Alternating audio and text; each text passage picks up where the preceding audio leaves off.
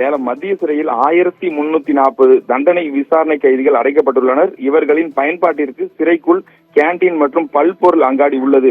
ஒவ்வொரு கைதிக்கும் குறிப்பிட்ட அளவிற்கு உணவுப் பொருட்களை வாங்கிக் கொள்ள சிறை நிர்வாகம் அனுமதிக்கிறது.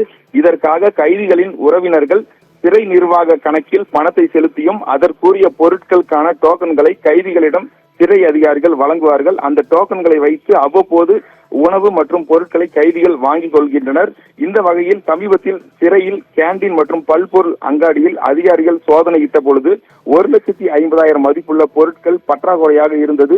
இது தொடர்பாக சிறை விஜிலன்ஸ் போலீசார் தீவிர விசாரணை நடத்தினர். அதில் சிறையில் பணியாற்றும் வார்டன்கள் முறைகேடாக கைதிகளிடம் பொருட்களை கொடுத்துவிட்டு அவர்களின் உறவினர்களிடம் தங்களது சொந்த வங்கி கணக்கிற்கு ஜிபே மூலம் பணம் பெற்றது கண்டறிந்தனர்.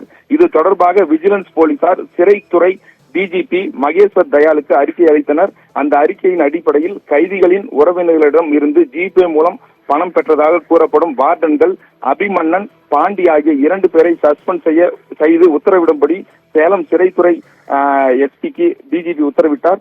இந்த உத்தரவின் பேரில் வார்டன்கள் அபிமன்னன், பாண்டி ஆகிய 2 பேரை சஸ்பெண்ட் செய்து சிறைத்துறை கண்காணிப்பாளர் வினோத் உத்தரவிட்டுள்ளார். இந்த சம்பவம் சிறை காவலர்கள் மற்றும் கைதிகளிடையே பெரும் பரபரப்பை ஏற்படுத்தியுள்ளது. பவித்ரா, விவரங்களுக்கு நன்றி ஆனந்த்.